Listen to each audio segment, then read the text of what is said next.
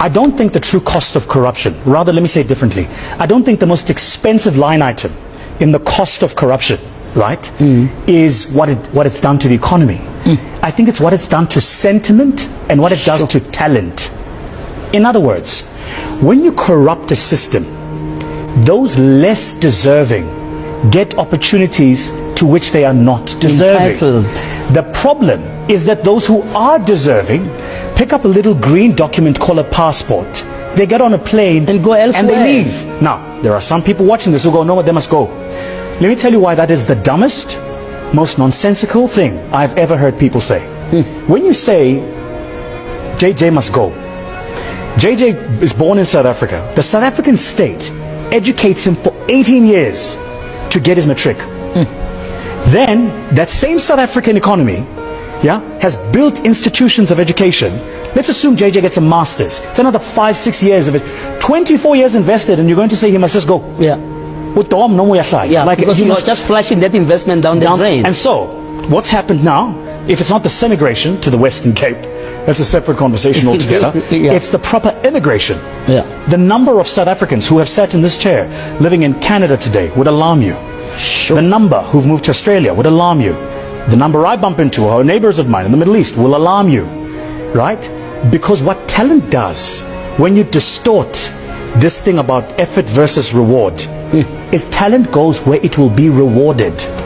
My goodness. It doesn't have to put up with the nonsense. It gets on a plane and it leaves. Now. The director says going overseas. That's on my own.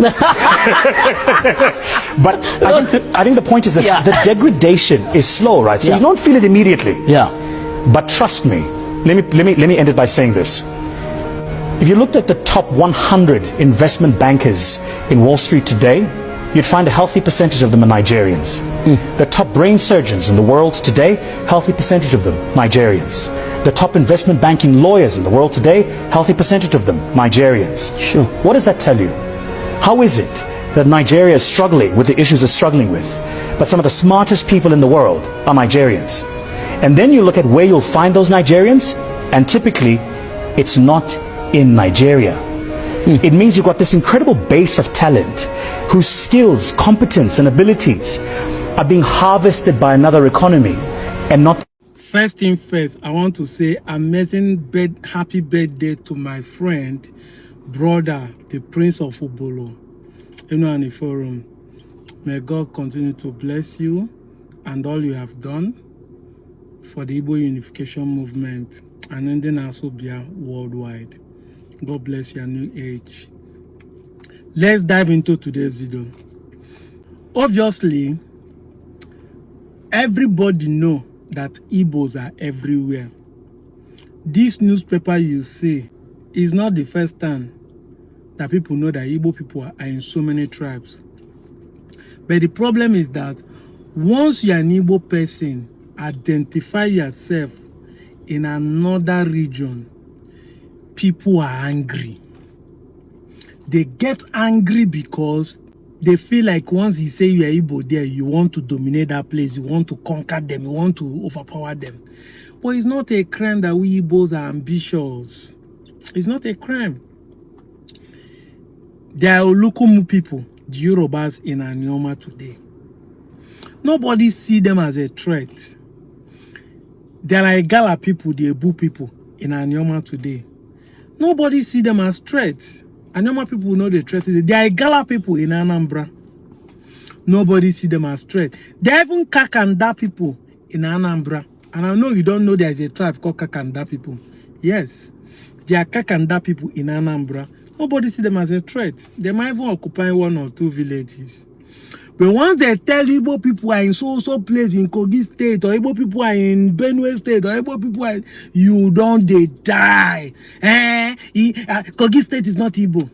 The next thing, when you now see evidence, you now said, you people should take your 5 states and go. Let me tell you, it will be a shame to your fathers who fought a civil war of 3 years if Igbo people even go with the 5 states. If we in Anioma today say that we don't want to be part of Biafra, let Biafra go, you people, it will be a shame to you people. what your forefathers died for, killed for. That they see, even that 5 states that you are thinking Igbo people have to go to, if Igbo people go with it, now shame on to you people. Because at the end of the day, they have defeated you for what your forefathers fought for. It's a shame. Igbo people are everywhere. Is it why is it Igbo people everywhere? I remember when I was growing up, they would tell us, say, any place in the world that you don't see Igbo people, you should run away from there. But today, all of you are turning it like Igbo people are running away because their state is not good. The Chinese are everywhere in the world. Which economy in the world is better than Chinese today? Tell me.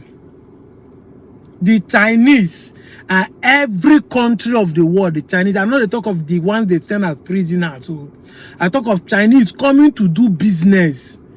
Do you know how many Chinese they arrest every day in Nigeria for doing 419 or doing illegal business? I don't talk of the ambassadors or those who work in the diplomatic system. No. Those who are, these ones are hustlers. But nobody see them as spoiling Chinese image. You are saying Igbo people are spoiling Nigeria image because the Nigeria does not have an image. Don't you see what that video is saying? That the reason why people are running away from a country is because corruption exists. For over 50 years, una where they claim Una be the highest tribe, the North and the Yorubas have been ruling. And you will not give a job based on merit. You give a job based on nepotism, based on settlement, based on religion affiliation, based on tribalism. Why won't the best brains run away? When this man is saying that if you go to the banks, it will be the Nigerians, are they calling the North? If you go to hospital today and they have highest number of Nigerians there, how many Northerners can be there? How many of other tribes will be there if not Igbo that will be highest?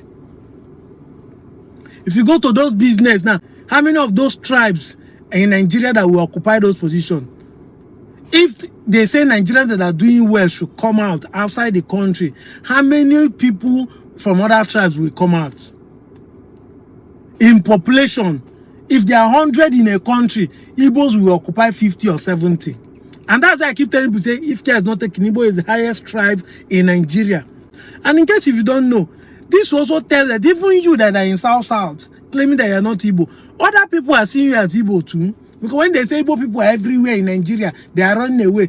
When they go to Benin now or go to Ogun State to see other people, they will think that you that are from Calabar, or you that are from Warri, or you that are from Murobo, you that are from Ejo are still Igbo. That's how they see you. And this is what I've been saying before, that they see you as an Igbo person once you're outside their territory. Because they feel like all of you are Igbo. Just as so many of you feel like everybody in the north are Hausas or Fulanis. Meanwhile, there are many tribes in the north. This is what we are talking about. But what am I trying to say? Is Igbo occupying being your place, doing business? Is it because your place is better? No. It's because they are ambitious. It's because they want to use their talent in a place where there will be freedom. That's what that video is trying to tell you. Because they want to adventure out and do better. They take their work. You are sitting down in your place and concluding that they are coming to your place and dominating. Sitting down one place because you are not ambitious and you see them progressing in front of you, you become jealous instead of you to imitate them and still compete with them. Look at it now. People know they do monopoly in business. The whole Alaba, everybody there, they sell electronics. Igbo shop, Igbo shop. They don't talk say, oh, no, only me go there, they sell electronics. No, that person will come here. No. The same thing. Anywhere you see Igbo people occupy a shop, they start selling. They won't say no, because they say, I'm not there near me. Go far, so that all the people where they are go be my customer. They like competition. They don't do monopoly. Come and compete. But you guys don't want to compete. Instead, you start framing different story against them. I'm out of here, Joe.